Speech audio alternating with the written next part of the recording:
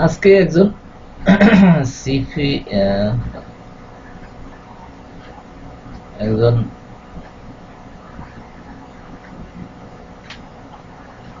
নষ্ট কিডনি রোগীর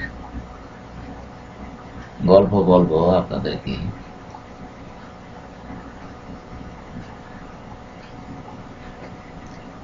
তার বয়স 40-এর মতো হবে।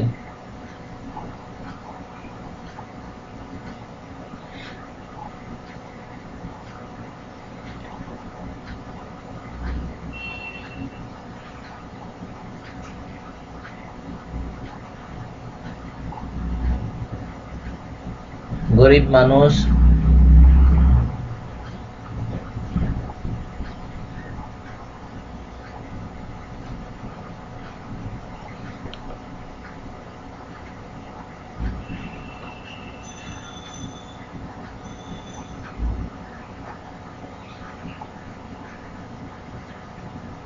তো আমার কাছে এসে কান্নাকাটি শুরু করলো।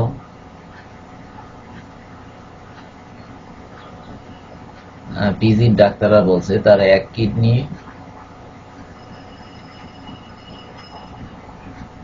একেবারেই নষ্ট এবং অন্যটা নষ্ট হওয়ার পথে, অর্থাৎ আধা আধি নষ্ট হয়ে গেছে।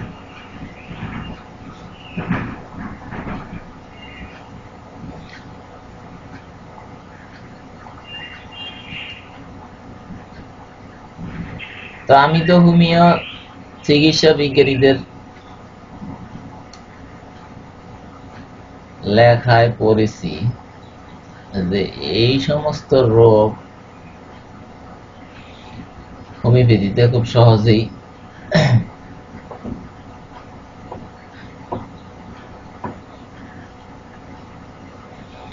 ভালো করা যায়। মোটামুটি শতকরা 99% এই নষ্ট কিডনির রোগী ভালো হয়ে যায় হোমিও চিকিৎসা।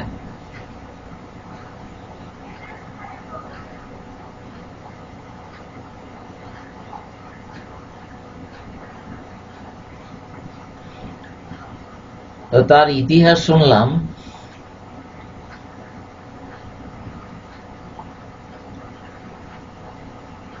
সে একজন দুশ্চরিত্র মহিলা ছিল, যদিও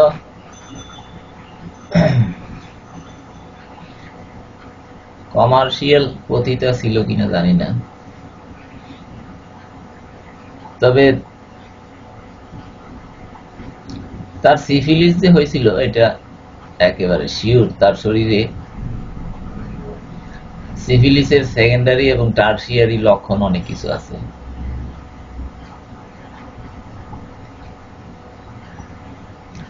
তো তখন আমি হোমিওপ্যাথিতে এতটা এক্সপার্ট ছিলাম না, তারপরও আমি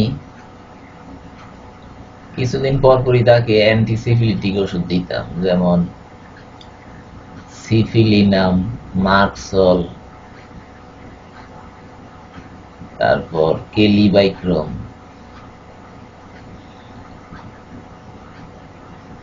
সালফার টালফার থুজা এগুলিও দিছি। এর সাথে তো অনেক মায়াজম থাকে।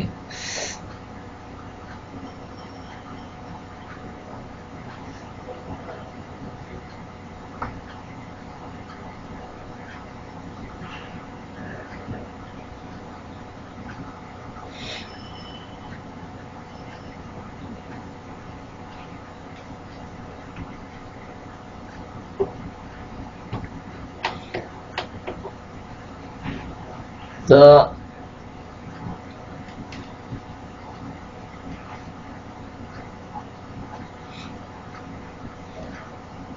সে আমাকে ফিও দিত না, আর ওষুধের দাম তো প্রশ্নই আসে না। তো মাঝে মধ্যে বিরক্ত হইতাম,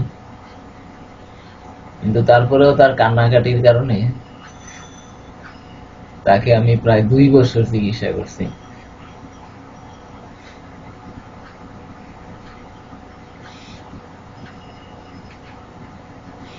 যখনই তাকে ওষুধ দিতাম তার এইসব সিফিলিসের লক্ষণগুলি ভয়াবহ রকমের বাইরে যাইত। সে অনেক সময় 7 দিন 15 দিন বিছনায় পড়ে যেত। আসলে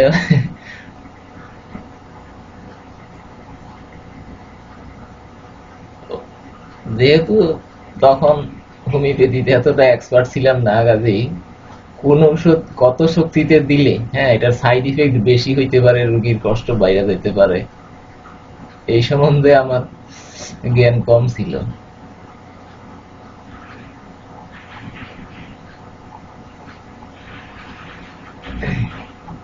দেখা যেত তার মুখের গা এমন বাড়ছে যে সে 7 দিন পর্যন্ত পানি ছাড়া আর কিছু খাইতেই পারেনি।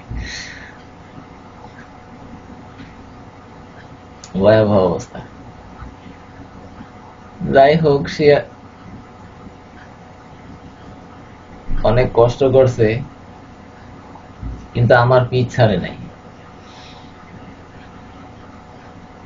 এই কারণে মোটামুটি 1.5 থেকে 2 বছর তাকে আমি চিকিৎসা করতে পারছি,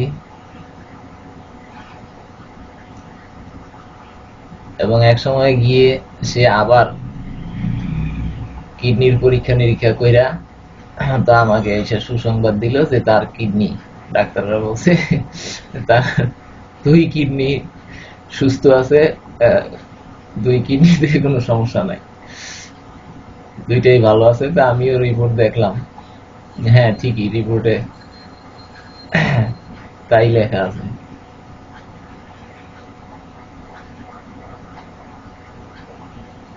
তো আসলে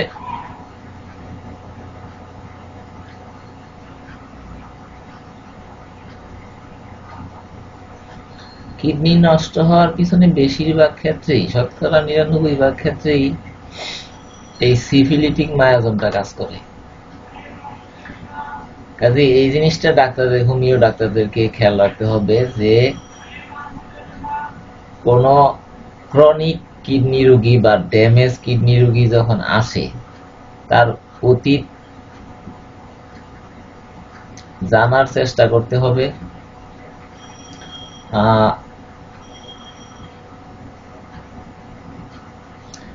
অনেক সময় অতীতের এইসব পাপের কথা মানুষ স্বীকার করে না লজ্জায়।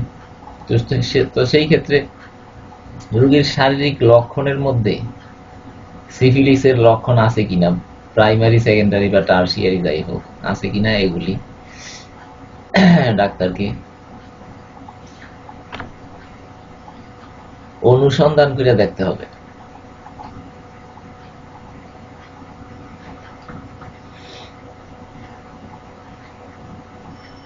এবং ওই ধরনের ওষুধই মাঝে মাঝে প্রেসক্রাইব করতে হবে।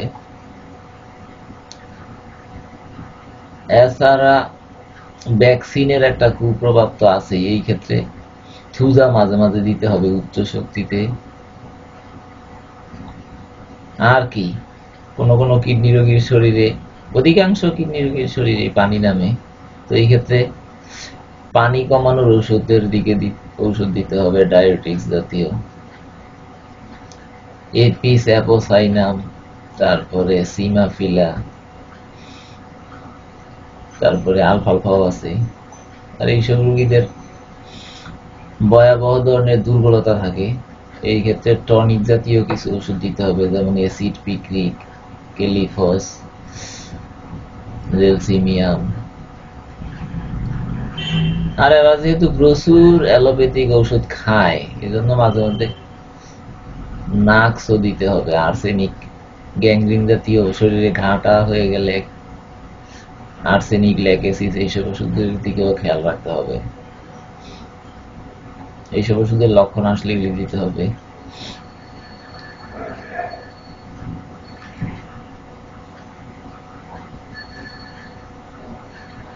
না জানার কারণে বেশিরভাগ কিডনি রোগী অ্যালোপ্যাথিক চিকিৎসা করতে করতে মারা যায়, অকালে মারা যায়। আবার অনেকে একেবারে রু যখন নাকের আগায় এসে পড়ে তখন আসে হোমিও চিকিৎসা নিতে। তারপরেও এদেরকে ভালো করা যায়।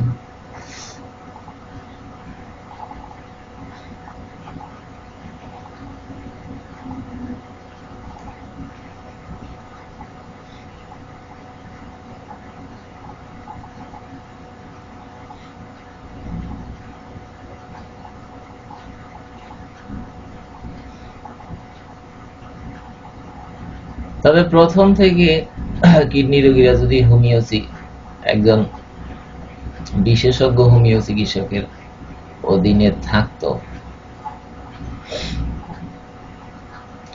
তাইলে তাদের ডায়ালাইসিস বা অকাল মৃত্যু এরকম চরম পর্যায়ে তাদের যাওয়ার সম্ভাবনা একেবারেই নাই। আনুষঙ্গিক যা কিডনির ক্ষতি হয় ওটা খুব সহজেই মেরামত করে দেওয়া যায় হোমিও চিকিৎসার মাধ্যমে, এবং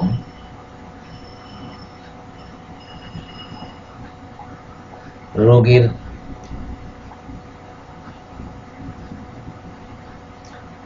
অবনতি মোটামুটি স্থায়ীভাবে বন্ধ করে দেওয়া যায়।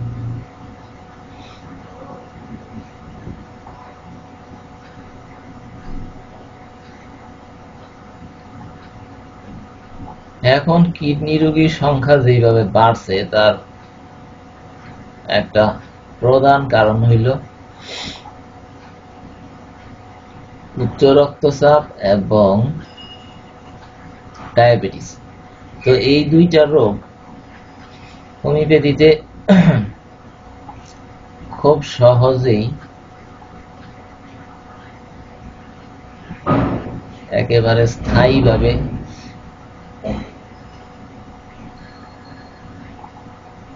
নিরাময় করা যায় যদি কেউ একটু ধৈর্য ধরে একজন হোমিও চিকিৎসকের অধীনে থাকেন মোটামুটি 1 থেকে 2 বছর। কিন্তু না জানার কারণে উচ্চ রক্তচাপ এবং ডায়াবেটিসের রোগীরা অ্যালোপ্যাথি এবং কবিরাজি চিকিৎসা নিয়ে শেষ পর্যায়ে কিডনি নষ্ট হওয়ার হাতে পড়ে।